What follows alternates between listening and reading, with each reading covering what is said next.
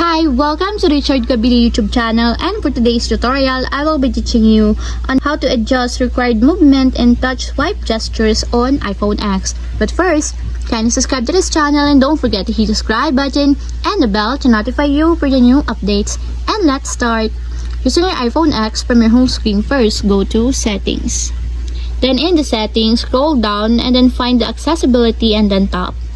Then the accessibility, scroll down again, then go to physical and motor section and then tap the touch. Then in this part in the touch, scroll down and then find and tap the touch accommodations. Then at the touch accommodations, scroll down again and then tap the swipe gestures. Then in this part in the swipe gestures, go to required movement section. As you will see, you can change here the required movement of your swipe gestures. For example, you want to change it to 2 times, just tap the 2 times until there's a check mark on the side. And you can also select the 4 times, 6 times, 8 times, depending on your choice. Your finger must move a small distance before a swipe gestures begins.